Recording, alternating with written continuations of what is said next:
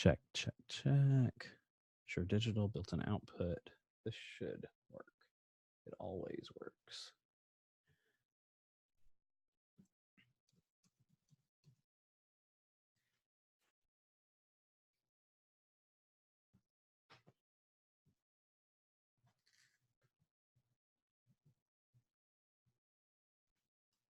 I'm not going to do video. I had to unplug it. Hi. Can you hear me? I can. Oh my gosh. Yay. So sorry about that. Okay, so we normally have video, but because Lindsey and I don't normally record together. And so Got it. because we're both plugged in, we don't have video. It's a nice picture of you, though. Well, Can you thanks. see me? I do see you. Yeah. Oh, that's scary. That's like Big Brother. It's kind of weird. Yeah. Say hi, Linz. Hey, Courtney. Hello. So thank you for doing this. I'm so sorry for the delay. No worries. Have you got a hard stop? I do. I have a hard stop at 10:30. Okay, perfect. I think that. But I am all yours till then. Okay. We love this book. Oh, you guys are kind. Thank you. We really do love this book. I'm an audiobook guy. If I ever am talking about this great new book I'm reading, I'm totally listening to it. If you don't have an audiobook, I haven't read your book. You're dead to me. You're dead to me. That's exactly right. Yeah. Yeah. Well, yeah, I think this is going to be so fun. I'll do the intro and all that fun stuff and dress it up later. But I'm just pumped about this. Like we were just, I don't know, maybe a week ago. Well, I guess a couple times over the last week. So we have an 8-year-old and a 5-year-old, and you're in it. We are. Yeah. We're there. And something happened. I can't remember. Something happened with Kara, and we were just our 5-year-old. We were like, oh my gosh, like we're losing it. Our kid's losing her mind. We're losing our minds. Like It is pretty much every day. It's first, it's kindergarten. So she's just, oh man, we're in meltdown central. It's like the first time they're out in the wild, Yeah, absolutely. So, all that being said, we love it. Lindsey, part of Lindsey's story is after Ben, our first one, was born, she had really bad postpartum depression and was hospitalized for about 2 weeks. And part of the lead up to that was my sweet wife felt like she had to be the perfect parent of the perfect child. Yeah. And that didn't happen. And so when I picked her up, even if you're the perfect parent, you're not going to get the perfect child. So yeah, as perfect as you want, they don't cooperate at all. Yeah. So when I picked her up and was bringing her home, the psychiatrist said, "Don't ever let her read another parenting book." and so it's taken us 8 years to break that rule. Hey, hopefully mine is not like the gateway drug into terrible parenting books. Hopefully mine was okay. No, it was so gentle. Yeah, it is so gentle, and I think we loved it because it's raw, it's real, it's relatable, and it's hopeful. It's not you've got to be perfect. Well, I mean, you wrote the book, but like you don't have to be. You don't have to have all this figured out, and you can love Jesus in the midst. I just love it. I mean, I'm a fan all day long. Oh, so thank you. Yeah. So how old are your boys now? So we have one who turned 7 on Saturday, 3 days ago. What day is it? I don't know. The baby's not sleeping right now. And we have a 3.5-year-old and an 11-month-old. So okay. So 2 boys and a girl, right? We're done. Yeah, we are done. Yeah. Yeah, we're done too. When we had one of each, we were like, yeah, and we're through. That's it. Before I even knew her gender, I was like, hey, can I have my tubes tied today? And they were like, the baby has to come out first. We're calling it. Yeah, exactly. Yeah, so totally. I knew. When you know. We were on the fence between 2 and 3, and my doctor was like, well, then you want to start taking prenatal vitamins because people on the fence always have another one. When you're done, and now we know. Yeah. Well, I want to dive into it because I know you got a hard stop here. So thanks for having me. Oh my gosh, thank you for being here. Why don't you, before we really dive into book content, just sort of give folks a little bit about you and then also tie that into why this book and why now. Deal. So I am an author and a speaker and pastor at Presbyterian Church of the Master, which is in Southern California. I grew up in northern Wisconsin, so I do feel like I'm on vacation every day. It has snowed here. Never. It's amazing. And I wrote Almost Holy Mama in a season of desperation. I had my second son had been born just a couple of weeks earlier, and I found myself just so desperate to connect with Jesus. And so I'm a big nerd. I did what I always do. I started reading books.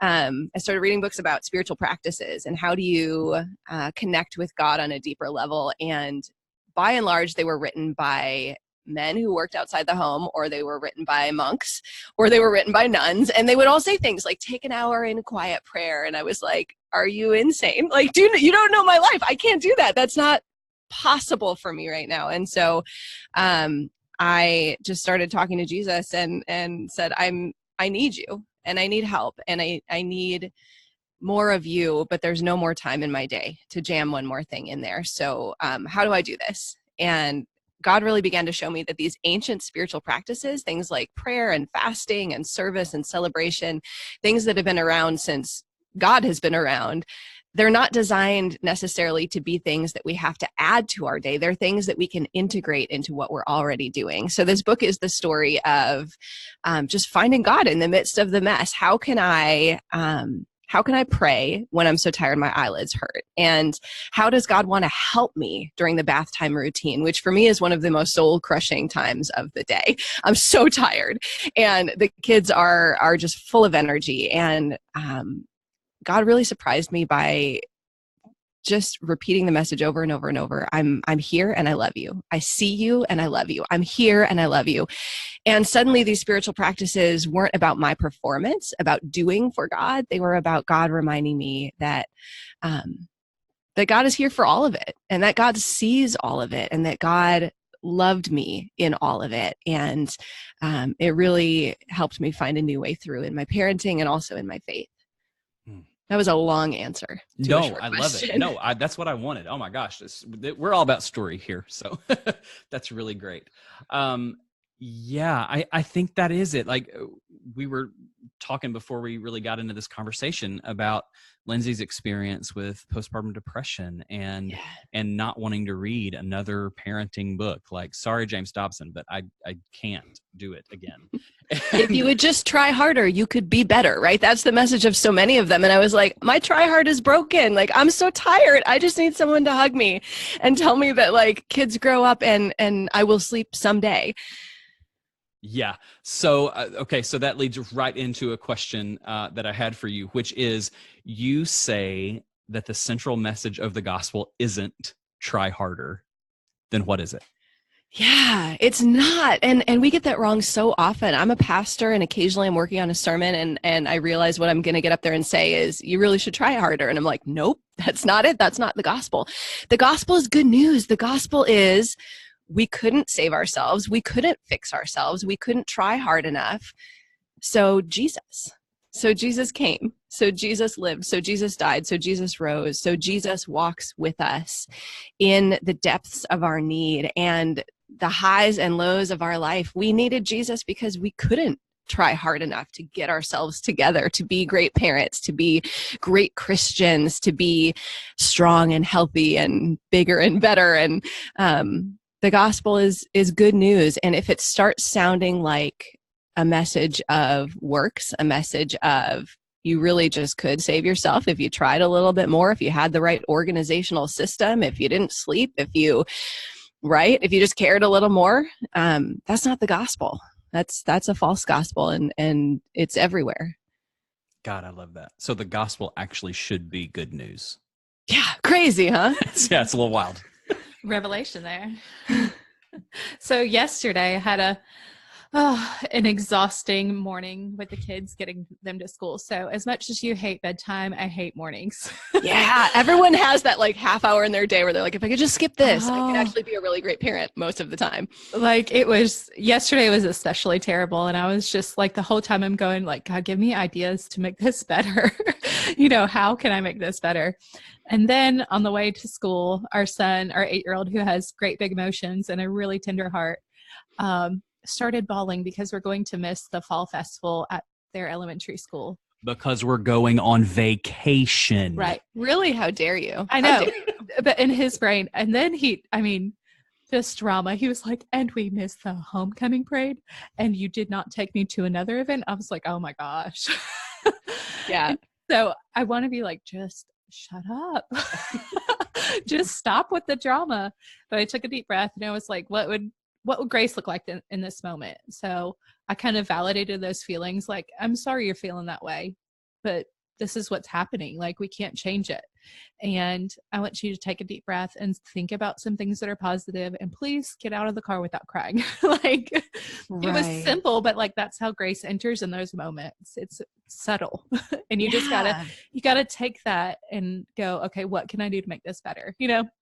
Totally. And I think for me, what started to shift was I kind of bracketed God into whatever time I could squeeze away for a devotion or for reading a Christian book. And then the rest of the day, I just felt really alone. I was on maternity leave when I started writing this book, and I have a wonderful, super supportive husband. But when he was at work, it was just me in the house with the kids. And I just felt so unseen. And the more I started to integrate these spiritual practices, the more I realized that God saw me. And when you feel seen, suddenly you're able to see others. And then I would see my kids. And, my son has had a similar meltdown to that. Why can't we do X when we're like taking him to Y, which is better and cost us money? And we had to say it right. Like, and I would just want to just stop. But when I was feeling seen, like, God's like, I see your frustration. I see how you're trying to love your son, and I see how he's not getting it, and I hear you and I'm with you. Then suddenly I could see my son, because those needs had been met in me. And God's just waiting to do that, waiting to encourage and waiting to lift up and waiting to offer hope, which doesn't turn us into perfect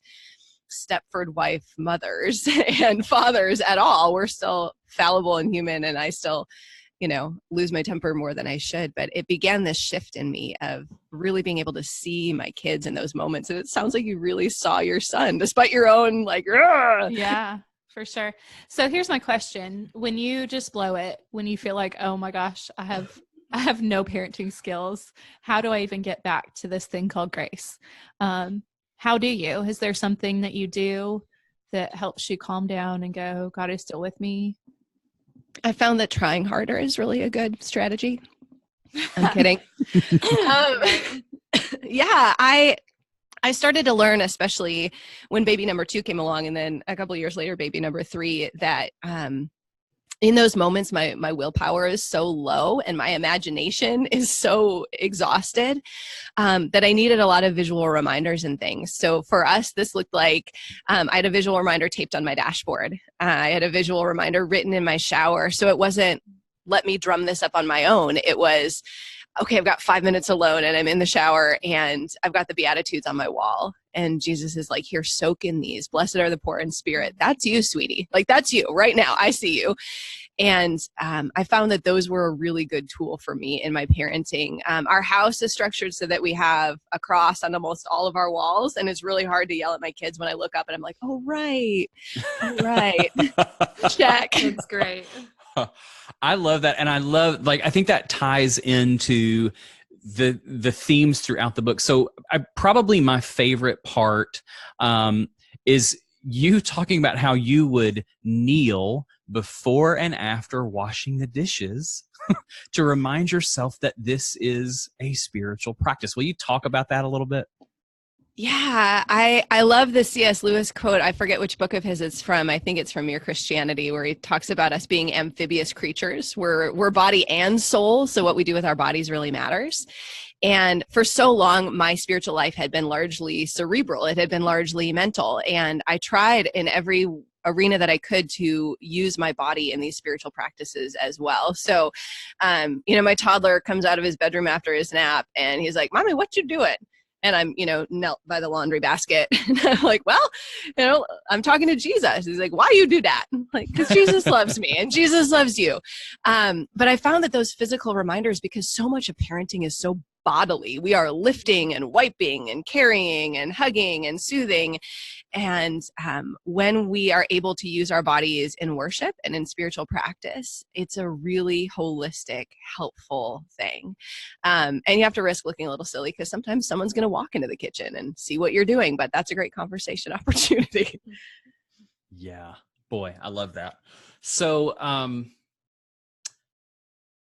the scariest word in your book for me, the scariest word in your book is holiness. So I grew up in the Assemblies of God, and the pastor, would say, God desires for you to be holy, and his jowls would shake from the pulpit, right, as he said it. So, and you talk about this idea of holiness a good bit throughout the book. So for a guy like me who is still pretty doggone scared of the word holy, how do you define it? And what does it look like in real life? What's it look like for a worn out parent? Right. Yeah. It sounds like a lot of pressure, right? Like I'm supposed to keep my kids alive and feed them vegetables and clean the house at some point and hold down a job and also be holy. Like, sure, that's bottom of the list. And also that sounds like trying harder. But I think holiness, when we see it in its proper context, is not this terrifying, why can't you be? It's this idea that that God has set us apart, that we are set apart to be loved by God and to be filled up by God. And so it's not something we do, it's something that God does in us and for us and through us. And the title of the book is Almost Holy Mama, because we're not going to arrive. I am nowhere near there.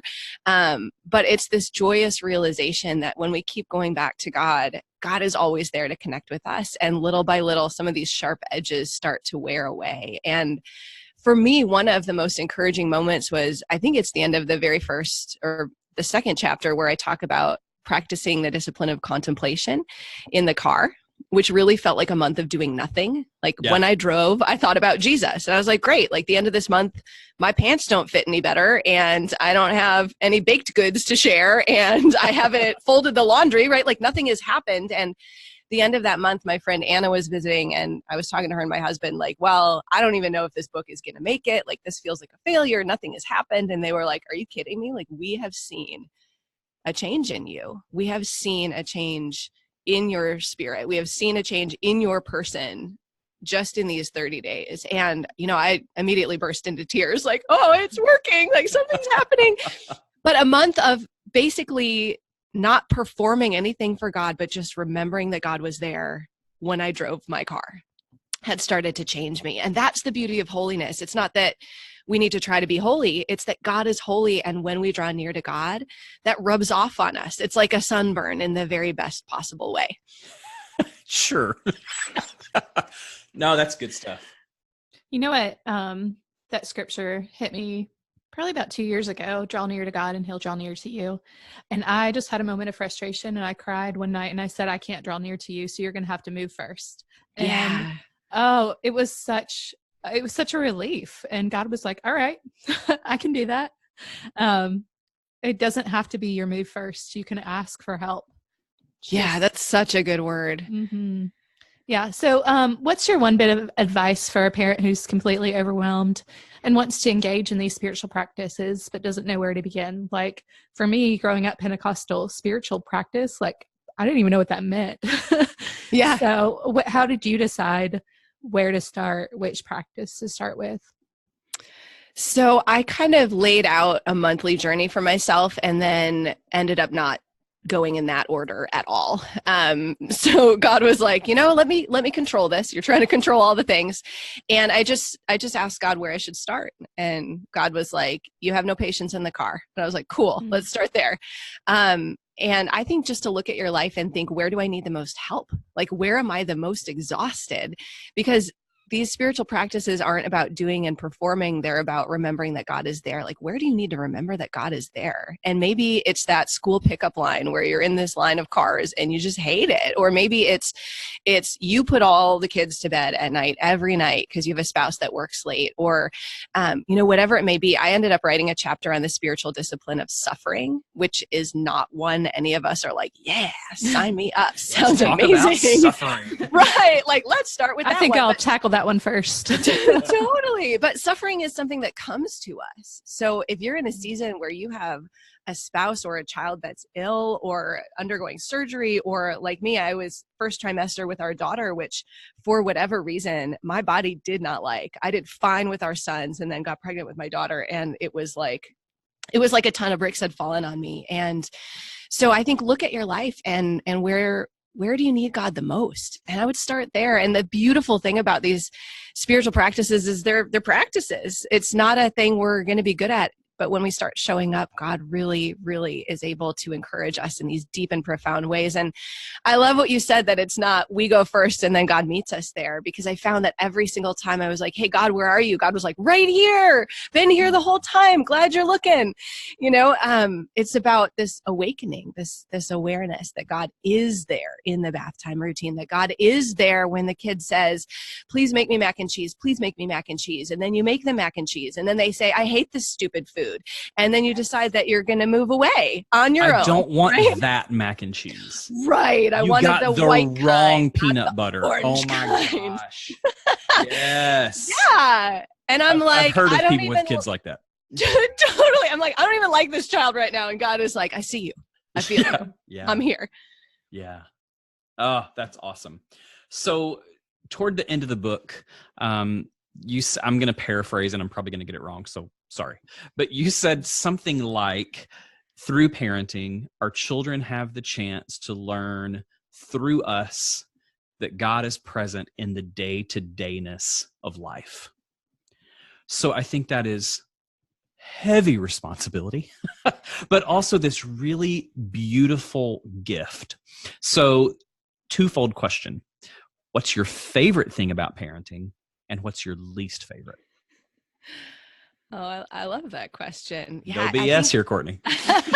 No, I think that realizing that in many ways we model the love of God to our kids can feel like this weight that will just crush us if we let it, right? Like, it's so easy as a parent to look back through your day and remember the 2 times that you yelled rather than the 12 times that you were kind, or the one time that you were like, wow, you don't want to eat it, fine, go to bed hungry, right? The one time in 5 years of parenting or 10 years of parenting. But I think that that's the beautiful reminder, is that we're not going to get it right. But God always gets it right. And that God stands with us and behind us and before us and on every side and is with us in our parenting. So it's not about perfection. It's often about apologizing. I apologize to my kids a lot. Like, mommy was crabby. And they're like, you were, yeah. But my favorite thing about parenting is just feeling like I get to witness miracles. I'm tearing up now. I get to witness these tiny people that, we're just a clump of cells that now are growing and learning and having ideas and opinions. And to sit at the dinner table, I look around some nights and I'm like, this is a miracle. This is a miracle. And I get to witness this every single day. So it's a beautiful thing. And we have 3 children, and watching their relationships with each other is an amazing thing to me. Like, our oldest is 7 and our youngest is 11 months, and they have this beautiful special bond. He was the one who decided he was going to have a sister long before Daryl and I decided that we were going to have a third. He knew, and he said, Mommy, I want a girl. I want a sister. And I said, talk to Jesus about that, because it's not up to me. And he went into his room and he came out and he goes, Mommy, I prayed to Jesus. So even if there was a boy in your tummy, it's a girl now. And I was like, okay, wow. This is going to be a faith maker or a faith breaker. And we took him to the ultrasound appointment, and the doctor had a little wand on my belly, and she goes, well, I know you really wanted a sister, and it's a sister. And he goes, yeah, I know. I talked to Jesus about it. Okay. I love it. So I love that I get to witness this, like it's such a privilege. It's a privilege. It's an honor. And the least favorite part about parenting is the sleep deprivation. I need a lot of sleep and I get none. Gosh, I get none. Same. Yeah. Jim Gaffigan has this skit where he says, like, I slept for a minute last night. Like, you talk to a breastfeeding mom about sleep, and I'm like, yep, that's my life. So I just feel like all of I tell people I used to be smart, and now I have kids, and maybe someday it'll come back, but it's just a little dull around the edges these days. Oh, for sure. Some of my favorite parenting advice to give, unsolicited, of course. Of course. Is when you go to the store, park right next to the cart return and look at what aisle you're on, because you won't remember by the time you get out of there. Like it's just so smart. Your brain is just gone. It's gone. It's gone. And I just have these moments of like, is it going to come back? But I'm kind of losing hope. It's just, you always wondered as a kid, like, why are my parents like this? And now I'm like, oh, now I get it. Yeah. Oh yeah. Because of me. Oh yeah. So one of my favorite lines, and it's toward the beginning of the book, is that it might even be in the foreword. Anyway, beginning of the book somewhere, that commentary is far less helpful than help. Yes. Oh my gosh, can we talk about this? Yeah. I mean, how many stories do you guys have of people being like, oh, snipe, snipe, snipe, snipe, snipe. And you're like, can you just get the door from me? Like, and stop Yes. talking about how it looks like my hands are full, because they're full. Yeah. We have people in our circles that don't even have kids. And so they're experts. Yeah, like Judgy McJudgerson. I'm like, really? Mm-hmm. What's happening here? But yeah, that just help. Just carry this bag. Just open the door. Oh my gosh. Yeah. So good. And don't say, let me know how I can help. Say, hey, I want to bring you a meal. What night is good for you? Yes. And where do you want the takeout to come from? Right? Like, don't say, call me, because that's putting another thing on the exhausted parent to have to do. Like, oh, let me know if you need help. Okay, let me think of the help I need. Let me call you. Let me organize with your schedule. Like, don't do that. Offer what you can do. We had this woman in our church who said, if I ever tell anyone her name, she'll never do this again. So I never share her name with anyone, but she was like, I want to help you with laundry. Leave 2 baskets of dirty laundry on your front door on a Sunday morning, and I will bring them back folded and washed Sunday night. And it changed our life. Wow. And she did that for the first 6 weeks of our baby's life. She's like, babies make a lot of laundry. You guys both work. Let me help you. Concrete, specific offers to young parents are life-changing. Yeah, that's wonderful. Yeah. So your sort of reminder to yourself, especially in the early part of this practice, or the early part of the year of writing this book, breathe, Jesus, others, outside. Will you talk about that a little bit? That was the note on the dashboard, and I had high hopes I would print it up on beautiful stationery, and instead I ended up writing on it on the back of an envelope with a Sharpie, because that's what I had, and just being real with the parenting thing. But I started this spiritual discipline series with the practice of contemplation, in part because I've spent much of my life trying to be good enough for God, and trying to perform for God, and trying to make God love me more because I was being very good. And contemplation is really just basking in the presence of Jesus. But I was so tired, I knew I would forget. So I taped this to the dashboard, and the first was a reminder to breathe. And, I love that that's kind of the theme of this podcast is you have to start there. You have to catch your breath. And it surprised me that even being still for a couple of breaths in the driver's seat felt like a break. It felt like a long, wonderful time. And my kids could handle it in the car seats for the 20 seconds that took. But then, or it was a reminder to think about Jesus. Think about Jesus and his love for me, his love for the kids in the car, his love for the community around me, the fact that I was seen, as tired as I was, driving around, taking my kids to the pediatrician or to school. And then it was a reminder to think about the others that I saw, to pray for that person on the street corner, to pray for the kids in the back seat, and then to look around outside at the world that God has set me in. And so just to think about things. I couldn't be on my phone, not that I would ever do that in the car ever, but hypothetically. Of course not. Sure, yeah. Right. And I couldn't have the radio on, and those were my only rules, is just to think about Jesus. And it changed my life. It was 30 days of not doing much. But it made a tremendous difference for me. And it was easy, which is what we need in parenting. If you're going to drive anyway, this is an easy way to start. Mm-hmm. So what do you say to the parent who is weary, trying their hardest to make ends meet every day, and they have a deep-seated fear that God is disappointed in them? Yeah, I think we all feel that on some level, don't we? Especially folks who are raised in the church, where there is kind of that gospel of try-harditis. If you just would work a little more, God wouldn't be so disappointed in you. And that's not what we see in the Gospels. I went back often to 2 stories, one from Genesis 16, where Hagar, Abraham's servant, who has essentially been raped, runs away into the wilderness. And God comes to her and speaks so tenderly to her and cares for her. And she ends up being the first person in scripture to give God a name. She calls him the God who sees me.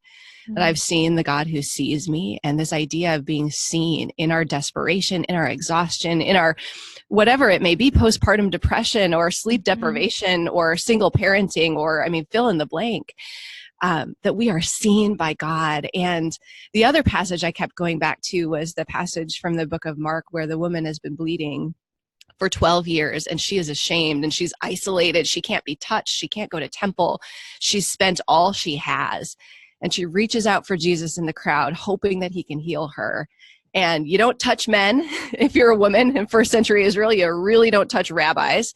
You really, really don't touch men or rabbis if you're bleeding and unclean. And he turns around and he looks at her, and the first word out of his mouth to her is daughter. Like, I see you and I love you. And she is healed and she is well. But more than that, she is seen.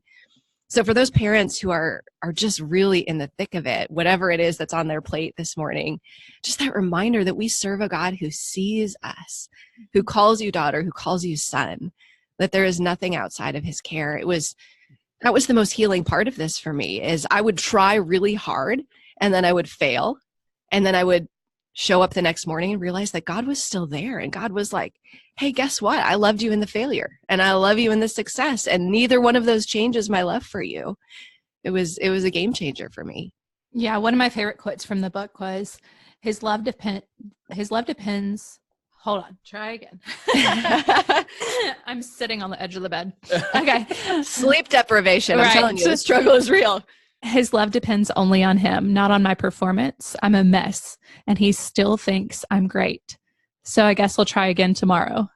Oh, yeah, because Yes. it's the shame that keeps us from showing up again, right? Like if God's Right. mad at me, I'm not going back. But if God's not mad at me, if God's like, yeah, that didn't work so well for you, like, let's figure out how to do that better, not because I need you to be better, but because I love you and I don't like you feeling like a mess, right? Like that's all the difference in the world. One is a teammate and a coach, and the other one is this disappointed, white bearded yeah. guy, you know, and that's not who God is. Mm-mm. He's much more tender than we've painted him. Yeah. I love that. I love so if you had said God sees you to me, to the 20 year ago, Steve, that would have scared the hell out of me. Like, I don't want God to see me. Do you know what a wreck I am? Do you know how broken I am? Do you know, all the ways that I've missed the mark and blown it, and, the things I've said and done and thought and all that. And then when you meet that Jesus that Courtney, that I read about in this book, that I hear in this conversation today, when you meet that Jesus who was fully human, I think that's the part that we miss so often, is that, yeah, fully God and fully human, like sweat in the noonday sun, stopped at a well, asked a woman he wasn't supposed to have any interaction with for a drink of water because it was hot. When you meet the Jesus that had to take a nap in the bottom of a boat, or get away from the crowd because, oh my God, y'all are so needy and I need a break, Right. When you have that interaction with that Jesus, and you go, that guy sees me and he gets it and he loves me, not in spite of, but because of, I think there's that underlying message in your book. Yeah, it's a book about parenting, but it's a book about so much more than that. So, gosh, we have absolutely loved it. I think that you talk about in the book that for parents of young kids, often it feels like we have to wait till the kids can graduate before we can ever engage in regular spiritual practice, or that what we've talked about earlier, that shame, just shaming ourselves into trying harder. But this is a book about, what if there was another way? What if there was a better way? How can we create spiritual practices in one of life's more exhausting seasons? This is that book, and it's so, so, so good. So last question, maybe, and then we'll start wrapping this thing up. I got to know, what's your favorite swear word when you're totally mommed out? I grew up in a home where like the worst swear word was crap. So that's usually where I go, because it's like there's so much plastic garbage everywhere. And I wrote a book about uncluttering, and I look around my living room some days and I'm like, y'all are working against me. Like, yeah. Oh, so good. Okay. Well, one of my favorite questions when I'm talking to people, and especially talking to people for the first time, is what's the question I didn't ask that you wish I had asked? I love that question. I remember learning that question in a journalism class 1,000 years ago, and then forgetting to use it ever since. So thank you for the reminder. No, I think the question that I love to answer that I don't get asked that often is, how does community play into spiritual practices? Because so much of parenting is very isolating. Yes. And it's like anything, if we do it alone, it's harder. And doing it alone with God is not alone, but often it is us and our own thoughts and our own feelings. And so one of the most fun parts of this book were the sections where I was able to involve other people in my spiritual practices. So we started doing the practice of the examine around the dinner table, which is just reviewing your day and remembering where you saw God there, and bringing the kids into it was wonderful. And it's actually one of the spiritual practices that we have still continued to do regularly as a family. So That's beautiful. If there are ways you can bring friends in, bring your spouse in, bring your kids in, not with every discipline. Some are very, very personal and very deep, but many of them can be practiced in community or as part of a book study or a mom's group. I speak to a lot of MOPS groups, mothers of preschoolers, who are like, we're going to do this together. And there's a lot of joy in the journey when you're doing it with friends. Oh yeah, either in the car ride to school in the morning or at the dinner table, we ask each person in the family what you're thankful for. And sometimes it's silly, and then sometimes it's deep, and you're just like, whoa, you thought that as a 5-year-old, Yeah.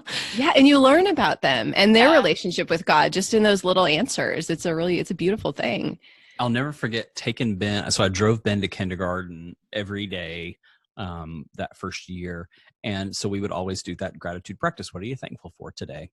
And we're driving to school one day. And there were times he'd go, oh my gosh, Dad, like really again. But also Lindsey mentioned, he's this kid with great big emotions, and he is such an empath, and he's very intuitive and sensitive. And so anyway, we're driving one day, and it was winter time and cold here. Cold in Alabama, I guess, is probably similar to cold in Southern California, but cold for us. And the sun was shining, and he said, oh my gosh, I'm so thankful for the sunshine wrapping me up in a big hug today. Oh, and so for your 5-year-old or 6-year-old to get that and to make you slow down and go, oh gosh, maybe I should notice the sunshine a little more. Totally. Yeah. So we do learn from each other. Oh. Yeah. And then it's not all on you, right? Like the spiritual care of your family is, it's on the parents by and large, but the kids are a piece of that, and you were encouraged, and that's awesome. Yes. Oh man, so good. This has been so much fun. Thank you for doing this with us today. Thanks for having me. It's fun to hang out in the East Coast for a little bit. Right. Well, where can everybody connect and get the book and follow you and all that good stuff? Book is all over Amazon, christianbook.com, Barnes & Noble. It's in stores some places, which was really fun. You don't know as an author where your book shows up, and then people are like, hey, you're in the Omaha airport. And I was like, cool, I've never been to the Omaha airport, but my book has. My website is Courtney, B as in boy, Ellis.com, and you can read the first chapter of each of the books there. And you can also get Almost Holy Mama on Spotify now. Oh, very cool. Well, that's how I quote unquote read the book, was through audiobooks. So yeah, I love it. And you know what? I'm so picky as a reader, and I guess also as a writer. If you have an audiobook, but you didn't narrate it, I'm not listening. I'm with so much of the nuance, Yeah, that was the most fun part for me, was recording that audiobook. I grew up listening to like radio dramas, and I was like, this is like the coolest day of my life. Cool deal. Well, thank you so much. This has been wonderful. Friends, go get it. Almost Holy Mama. Check out Courtney's website, CourtneyBEllis.com. And thank you again. Thanks for having me.